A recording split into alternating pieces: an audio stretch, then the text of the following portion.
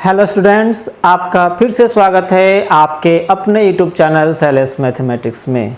हम आपके विशेष अनुरोध पर, आप लोगों के ढेर सारे अनुरोध पर आज हम लिमिट चैप्टर लेकर उपस्थित हुए हैं। आप लोगों का ढेर सारा कॉल आया, ढेर सारा मैसेज आया, इसके कारण अब हमको लिमिट पढ़ाना ही पड़ रहा है। एक्चुअली लिमिट 11th का चैप्टर है, लेकिन 12th में एक एक्सरसाइज है, एक चैप्टर है जिसका नाम है कंटिन्यूटी, और यह कंटिन्यूटी लिमिट पर बेस्ड होता है। किस पर बेस्ड होता है? लिमिट पर। और कंटिन्यूटी को समझने के लिए लिमिट का कंसेप्ट होना बहुत ज़रूरी है। जब तक हमको लिमिट का अच्छा से कंसेप्ट नहीं होगा तब तक हम 12th के कंटिन्यूटी चैप्टर को हम सही से नहीं बना सकते। हालांकि कुछ लोग बनाने को तो बिना लिमिट के कंसेप्ट को समझे हुए भी बना देते हैं। कुछ लोग फार्मूला रट लेते हैं, लेकिन लिमिट में फार्मूला रटने से काम नहीं होता है। लिमिट फार्मूला बेस्ड नहीं, कंसेप्ट बेस्ड चैप्टर है। इसमें बेसिक कंसेप्ट का होना बहुत ज़रूरी है। ठीक है, तो चलिए अब आप लोग खुश हो जाइए, क्योंकि आपके रिक्वेस्ट को हम यहाँ पर पूरा कर रहे हैं। लेकिन ध्यान रहे, इस वीडियो में 100 से ऊपर लाइक्स और कमेंट्स आना चाहिए। अगर उससे ज़्यादा नहीं आएगा तो फिर हम लिमिट का अगला पार्ट नहीं बना पाएंगे। ठीक है, लिमिट बहुत बड़ा चैप्टर है। हम प्रयास करेंगे कि इसको कम से कम समय में और छोटा से छोटा वीडियो में सारे कंसेप्ट को इंक्लूड कर सके, ताकि बहुत कम समय में हम पूरे लिमिट के कंसेप्ट को समझ जाएं और आप बोर भी ना हो। ज़्यादा बड़ा वीडियो हम देखते हैं कि आप लोग देख नहीं पाते हैं, बोर। तो हम स्टार्ट करते हैं। लिमिट कम से कम समय में अधिक से अधिक कंसेप्ट देने का हम प्रयास करेंगे। तो आप इस वीडियो को कंसंट्रेट होकर ज़रूर देखिएगा, क्योंकि अगर आप लिमिट को सही से नहीं समझिएगा तो 12th का जो सबसे इम्पोर्टेंट चैप्टर है कंटिन्यूटी, वो मिस कर जाइएगा। उसका कंसेप्ट बनाने को तो बना भी लेंगे, लेकिन कंसेप्ट नहीं हो पाएगा। ये बात आप ध्यान रखिएगा। तो चलिए हम स्टार्ट करते हैं लिमिट। सबसे पहले लिमिट क्या होता है? तो लिमिट का तो शुद्ध हिंदी है सीमा। सिंपल है, लिमिट का हिंदी सीमा होता है। लेकिन यहाँ मैथ में लिमिट का क्या मीनिंग है, हम इसके डिफिनीशन को आगे देखेंगे। ठीक है, आगे देखेंगे नहीं, आपसे ही हम डिफिनीशन बोलवाएंगे। इसी जब अभी हम कड़ी में पढ़ाने के कड़ी में हम लिमिट के कंसेप्ट को बताने का प्रयास करेंगे, तो आप देखिएगा उसी कंसेप्ट से लिमिट का डिफिनीशन निकल जाएगा, और वह डिफिनीशन आपको बताना पड़ेगा। हम आपसे पूछेंगे कि लिमिट क्या होता है। तो ये आपके लिए छोड़ देते हैं, इस वीडियो के को लास्ट तक देखिएगा, आपको खुद ब खुद इसका डिफिनीशन मालूम चल जाएगा। और आप कमेंट्स करके बताइएगा कि लिमिट्स का डिफिनीशन क्या होता है। हम कमेंट्स में ये बात को पूछेंगे वीडियो के लास्ट में। अगर नहीं बताइएगा तो फिर अगला वीडियो नहीं देख पाइएगा।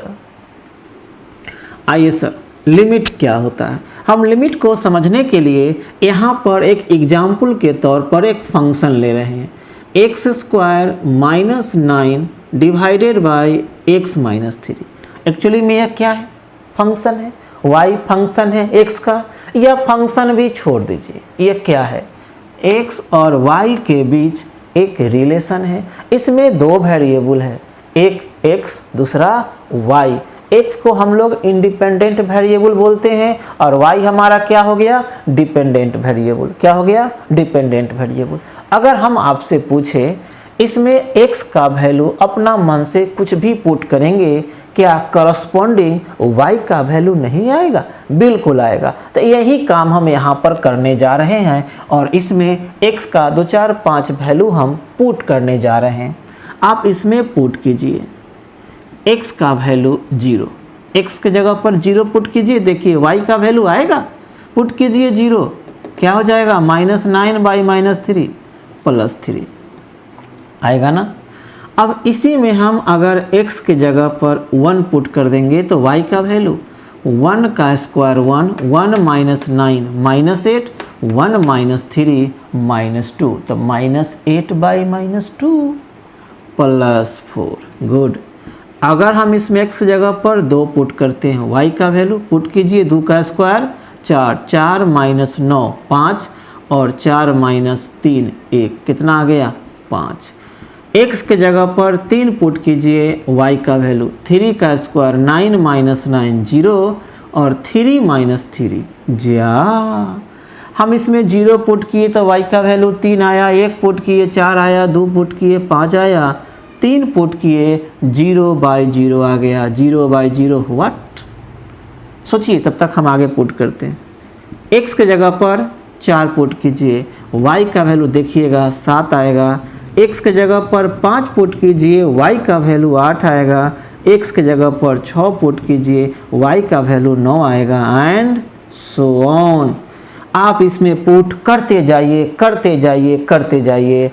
हर x के वैल्यू के लिए y का करस्पॉन्डिंग कुछ न कुछ वैल्यू निश्चित ही आएगा। लेकिन हम यहाँ देख रहे हैं कि इसी फंक्शन में x का वैल्यू 3 पुट करते हैं तो y का वैल्यू 0/0 आ जाता है। ये 0/0 मतलब 0/0 व्हाट?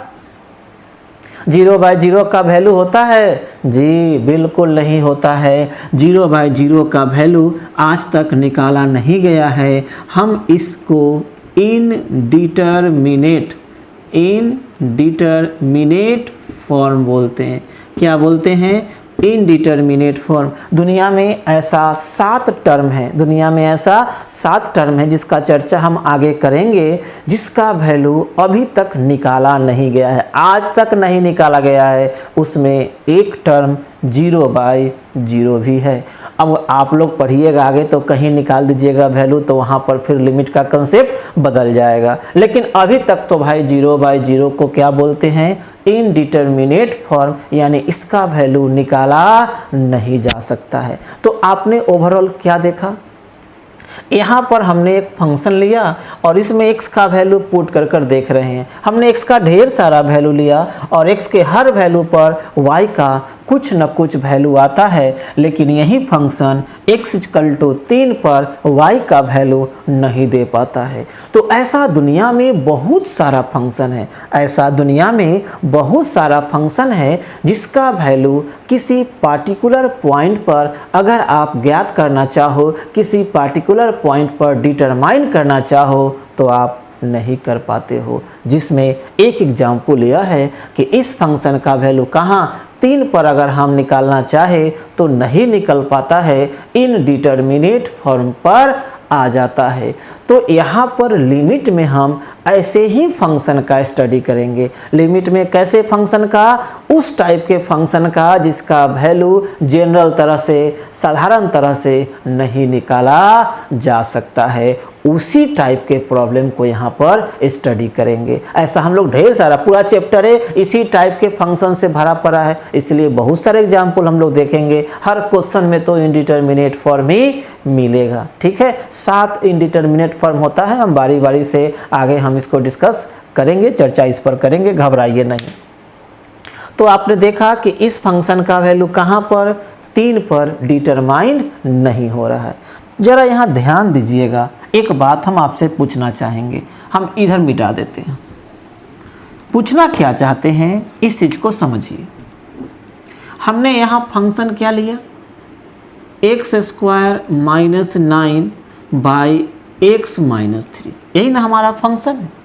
जरा इसको ऐसे लिख सकते हैं, x² - 9 को हम 3 का स्क्वायर डिवाइडेड बाई x - 3 लिख सकते हैं ना, या a² - b² फैक्टराइज कीजिए, x + 3 × x - 3 divided by x - 3। हम x - 3 से x - 3 को काट देते हैं, तो बताइए x² - 9 डिवाइडेड बाई x - 3 को क्या x + 3 पढ़ा जा सकता है? क्या इसको x + 3 लिख सकते हैं? क्या यह दोनों एक ही टर्म है? अरे देखिए ना, सामने लिखा गया है कि नहीं है? जी है, लेकिन इसमें एक रिस्ट्रिक्शन है, अभी आपको हम क्लियर करते हैं। बताइए, अगर यह दोनों टर्म सेम है, अगर यह दोनों टर्म सेम है तो दोनों में अगर हम x का वैल्यू पुट करें, सेम वैल्यू पुट करें, तो आउटपुट दोनों से सेम आना चाहिए कि नहीं आना चाहिए जी। इसमें पुट कीजिए तो x के जगह पर 3, LHS में क्या आएगा 0/0 और RHS से आउटपुट कितना आएगा 6। क्या 0/0 = 6 होता है? नहीं होता है। 0/0 तो इंडिटरमिनेट फॉर्म है। अभी हमने कहा कि 0/0 का वैल्यू नहीं निकाला जा सकता है, अभी तक नहीं निकाला गया है, तो फिर 6 कैसे हो जाएगा? इसका मतलब यह गलत है। क्या यह गलत है? यह गलत है। आपके सामने में हमने फैक्टराइज करके वैल्यू निकाला है, तो फिर गलत कैसे हो गया? लेकिन फिर देखिए, इसी में आप x का वैल्यू 1 पुट कीजिए, इसमें पुट कीजिए 1। देखें, यह जो डाटा हमने निकाला है y का, इसी फंक्शन में ना पुट किए हैं। तो जब इसमें x का वैल्यू 1 पुट करते हैं तो LHS में y का वैल्यू कितना आता है 4। और देखिए यहाँ भी पुट कीजिए 4। क्या यह बराबर नहीं है? इसमें 2 पुट कीजिए, LHS से कितना वैल्यू आएगा? 2 पुट कीजिएगा 5, इसमें 2 पुट कीजिए 5, तो यहाँ दोनों बराबर हो रहा है। तो हम यहाँ दोनों बात देख रहे हैं, यह दोनों सेम भी आ रहा है और ये दोनों डिफरेंट भी आ रहा है। लेकिन डिफरेंट कहाँ आ रहा है? केवल 3 पर। यानी यह दोनों से आउटपुट सेम नहीं आता है। कहाँ पर?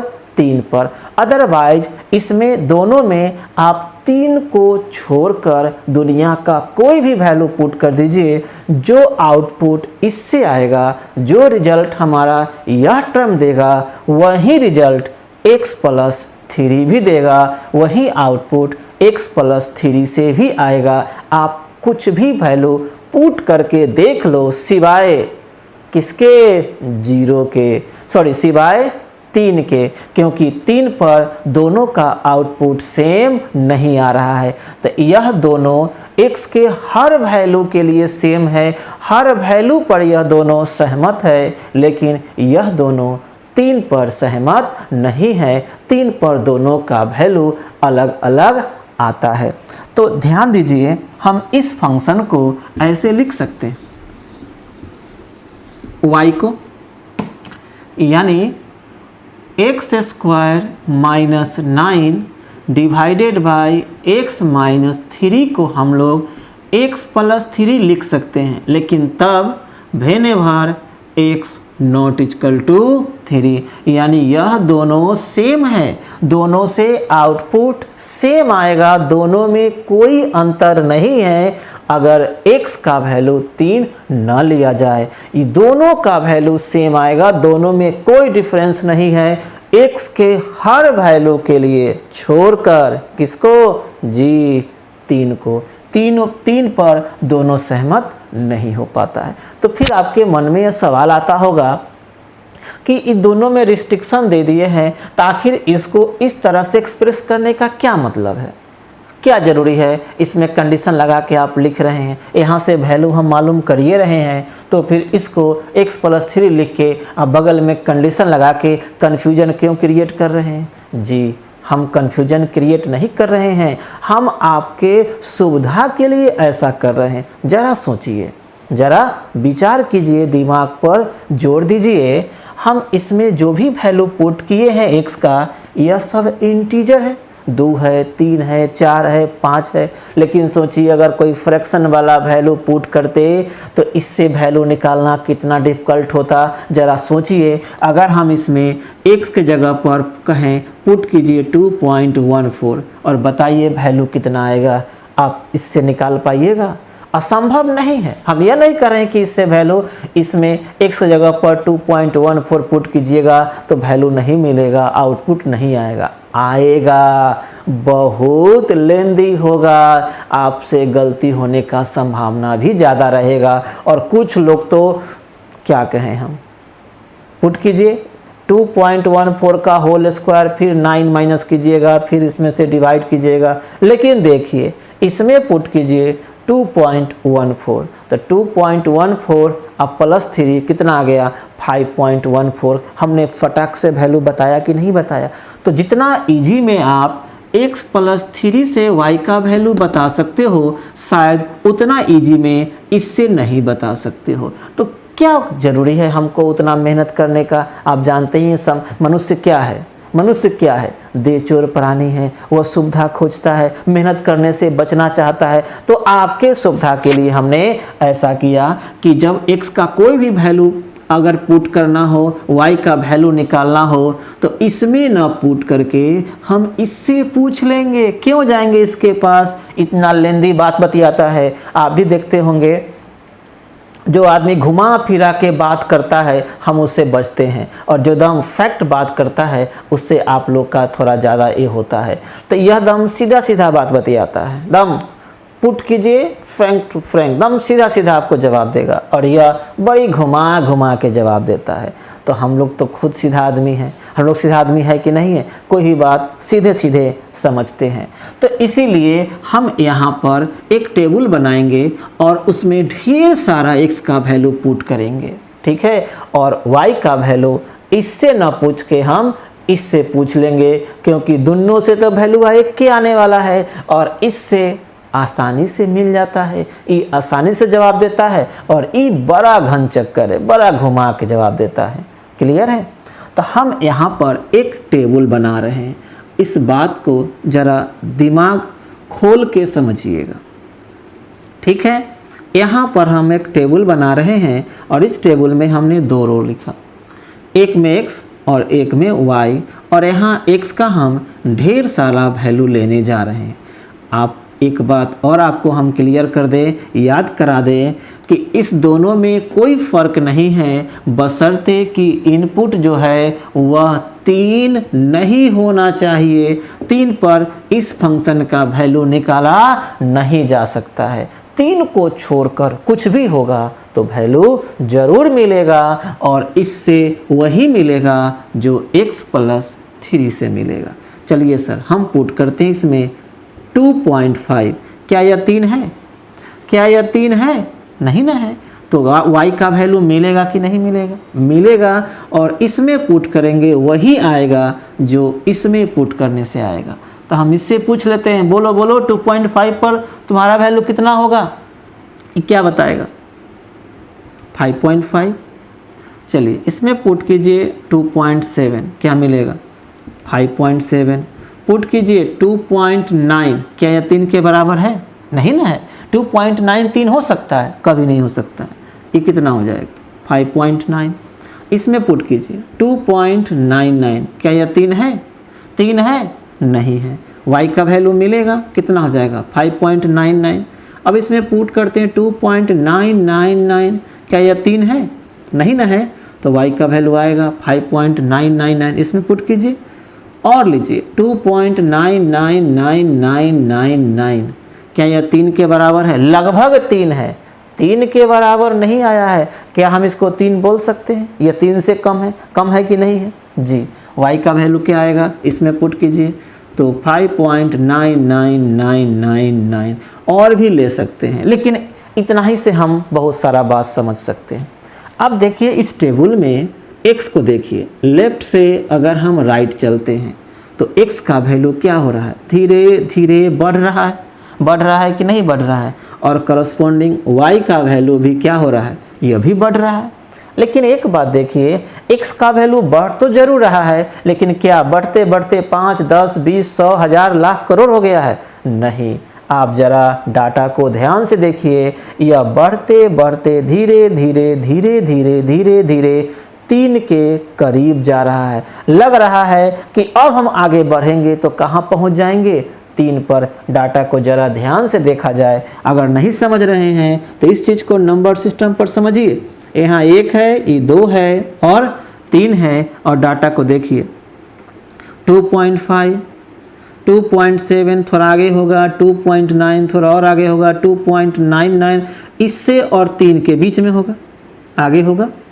2.99 इससे थोड़ा और आगे होगा, 2.9999 इससे और आगे होगा, लेकिन 3 पर नहीं होगा।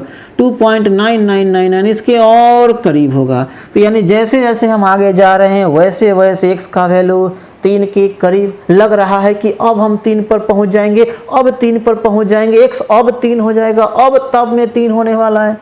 उसी तरह देखिए y का क्या हाल है, y भी उसी तरह अब तब में 6 हो रहा है। आप देखिए यह वैल्यू 3 के करीब है तो यह वैल्यू 6 के करीब है, लेकिन इससे कहीं ज़्यादा यह x 3 के करीब है तो y का वैल्यू देखिए इसके रेस्पेक्ट में ये 6 के और करीब हो गया।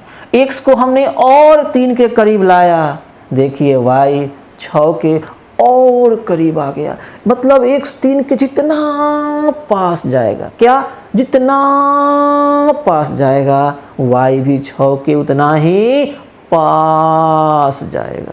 बात समझ रहे हैं? x अगर अब तब में 3 होने वाला है तो y भी अब तब में 6 होने वाला है। तो यहाँ ध्यान देना है, लिखता है देखिए x क्या हो रहा है, अप्रोच टू किसको, 3 को, x 3 को अप्रोच कर रहा है तो y किसको अप्रोच कर रहा है, अप्रोच टू 6।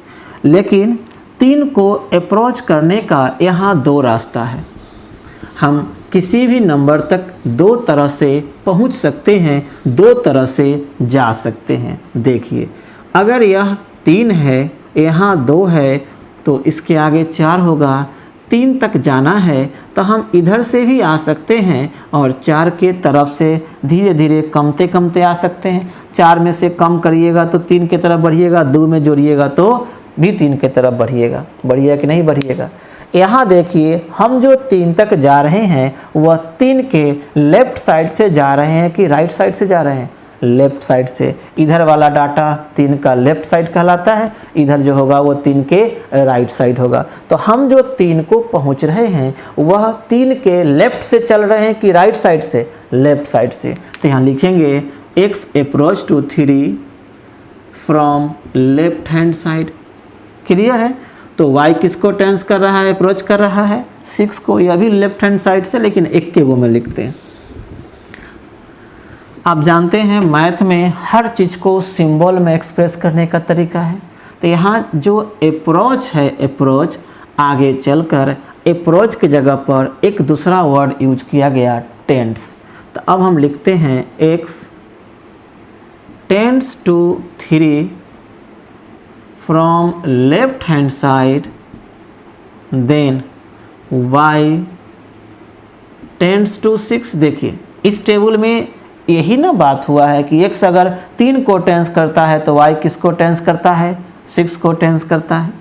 आगे चलकर टेंस 2 को हटाकर इसको सिंबल में लिखा गया और यहाँ सिंबल में एरो दिया गया, यानी टेंस 2 को एरो से डिनोट किए। तो इसको क्या पढ़ेंगे, x टेंस टू किसको, 3, किधर से, from left hand side, then y tends to 6।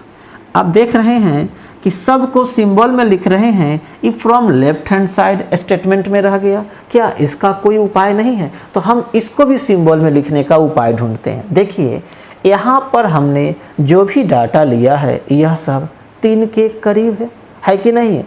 तो यह जो डाटा है 3 के बहुत करीब है, लेकिन 3 से कम है कि 3 से ज़्यादा है? 3 से कम है।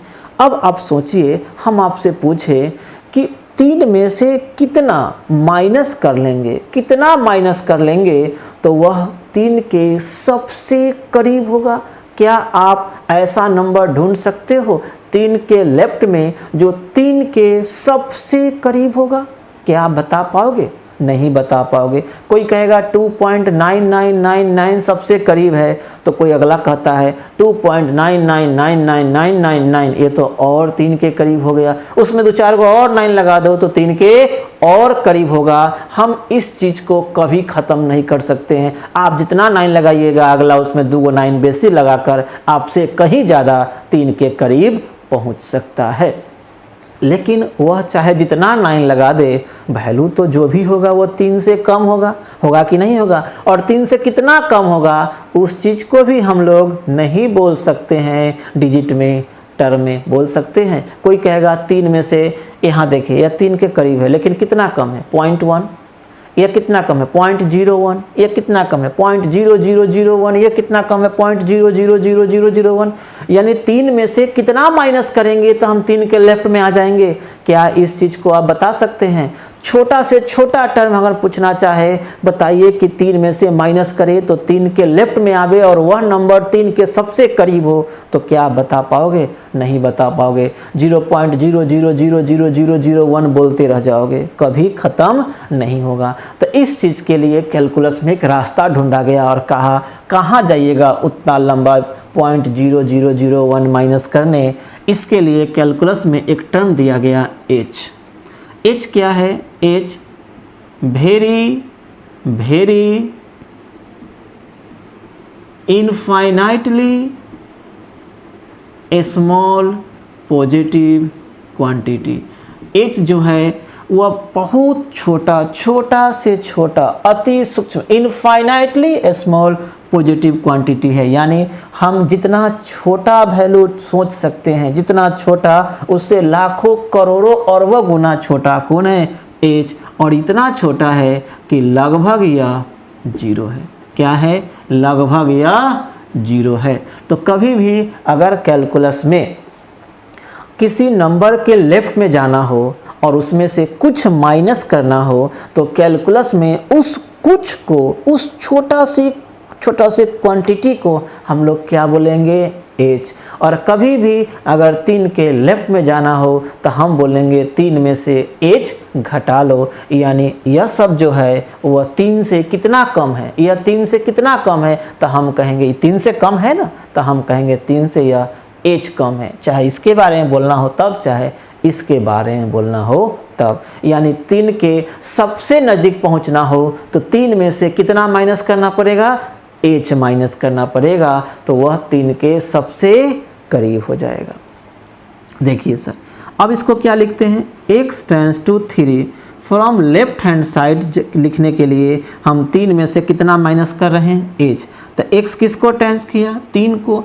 माइनस लग गया तो डिनोट किया किधर से? कम, मतलब लेफ्ट साइड से। या इसको कोई कोई ऐसे भी लिखता है, x टेंस टू 3 और इसके ऊपर क्या लगा देता है? माइनस। दोनों का सेम मीनिंग है। तो y किसको टेंस करता है? 6 को। और इसी चीज़ को हम लोग नोटेशन में ऐसे लिखते हैं। सर क्या लिखते हैं? देखिए, x किसको टेंस किया? 3 को। किधर से? माइनस, यानी लेफ्ट हैंड साइड से। तो y किसको टेंस किया? 6 को। यानी x 3 को टेंस कर रहा है लेफ्ट हैंड साइड से, तो y किसको टेंस कर रहा है? 6 को। यहाँ इस टेंस को हटा के इक्वल टू लगा दिए और इसके बदला में यहाँ लिमिट जोड़ दिया गया। इस चीज़ को ज़रा बारीकी से समझा जाए, ई लिखने का क्या मतलब हुआ। यहाँ हमने y इक्वल टू 6 लिखा है, लेकिन एक्चुअली में यह 6 नहीं है और एक्चुअली में यह 3 नहीं है। यह लिखने का मतलब x अगर 3 के बहुत करीब होगा, किधर से? लेफ्ट हैंड साइड से। x 3 को टेंस कर रहा होगा, x 3 के करीब जा रहा होगा, तो y भी 6 के करीब जा रहा होगा। ना तो यहाँ x इक्वल टू 3 लिखा हुआ है और ना ही y इक्वल टू 6 है। तो यहाँ पर हम इसको दो तरह से पढ़ सकते हैं। एक, x 3 को टेंस कर रहा है लेफ्ट हैंड साइड से, तो y किसको टेंस कर रहा है? 6 को। या x अगर 3 को टेंस करेगा, 3 को अप्रोच करेगा लेफ्ट हैंड साइड से, तो y का लिमिट 6 के बराबर होगा। यानी अगर आप यहाँ इक्वल टू पढ़ते हो तो एक वर्ड लिमिट जोड़ना पड़ेगा। y इक्वल टू 6 नहीं, y का लिमिट बराबर 6 होगा। क्लियर है?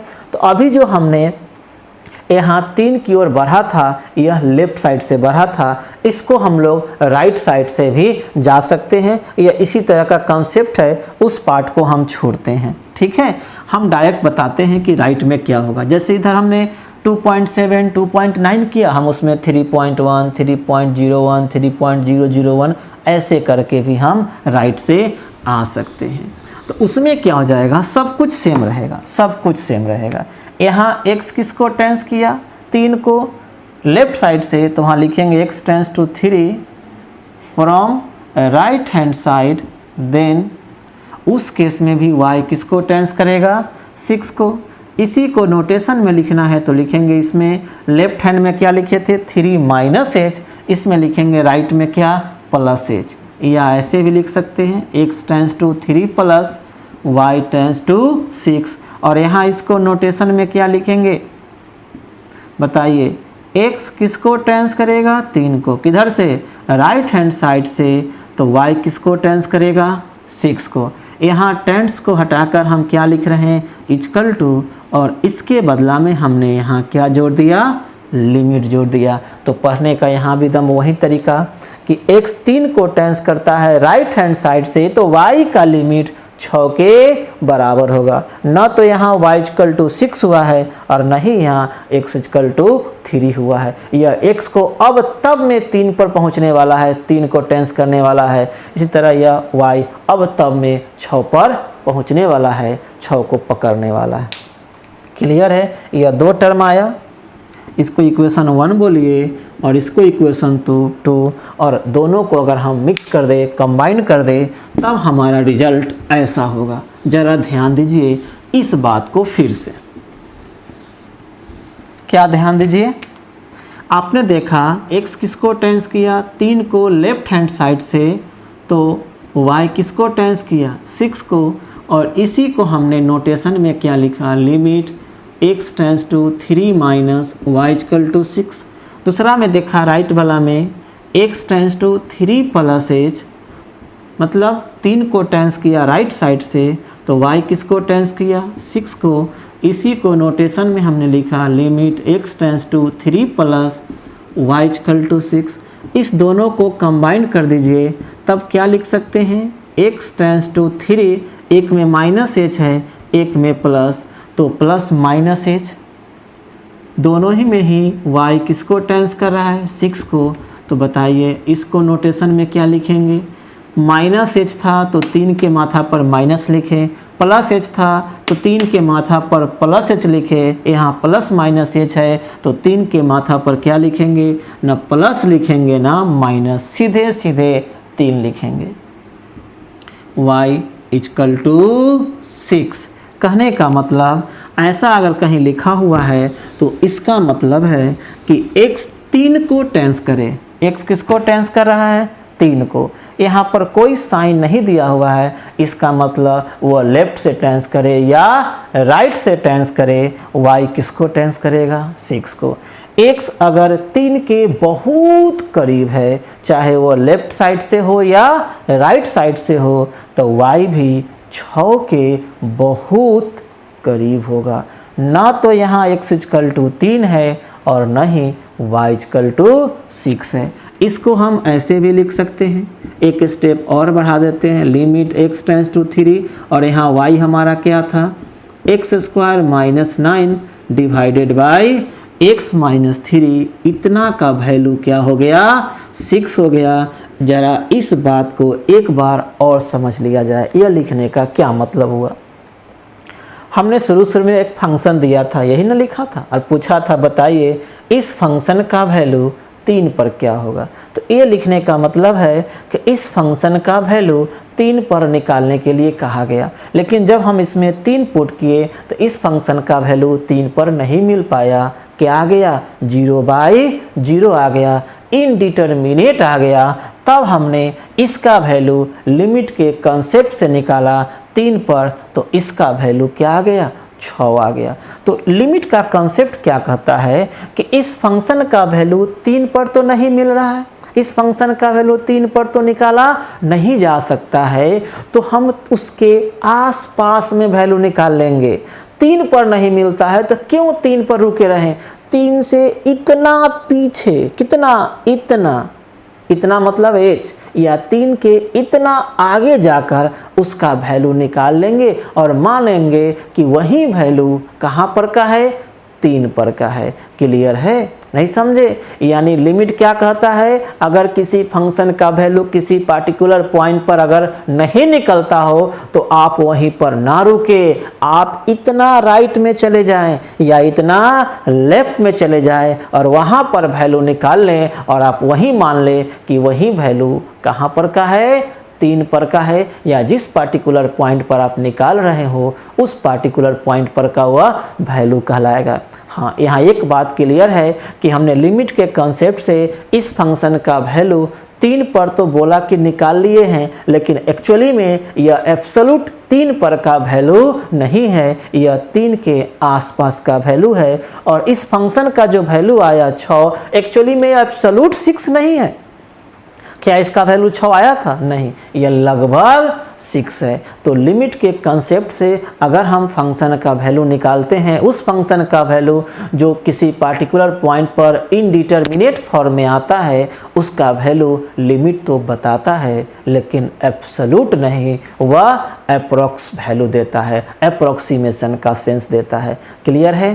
तो अब आपसे हम पूछना चाहेंगे, कमेंट्स करके बताइएगा कि हम अब लिमिट को क्या कहें, हम लिमिट को अब क्या डिफाइन कर सकते हैं, लिमिट का डिफिनीशन क्या होगा। यह सारे लोग, जितने लोग वीडियो देखेंगे, वो अपने हिसाब से अपने स्टेटमेंट में, अपने वाक्य में, अपनी भाषा में कमेंट्स कर कर जरूर लिखेंगे। हम सबका कमेंट्स पढ़ेंगे। अगर कमेंट्स ढेर सारा नहीं आया और 100 से ऊपर लाइक्स नहीं आया तो फिर लिमिट का हम अगला पार्ट लेकर नहीं आएंगे। तो यहाँ तक समझ लीजिए, अगर अच्छे से समझ में आएगा तो फिर हम इसका अगला पार्ट लेकर आएंगे। ठीक है, हम लिमिट को यहीं पर स्टॉप करते हैं। इसका अगला पार्ट हम अगला वीडियो में लेकर आएंगे। कब आएंगे वो आप समझ रहे हैं। ठीक है, तो तब तक के लिए धन्यवाद।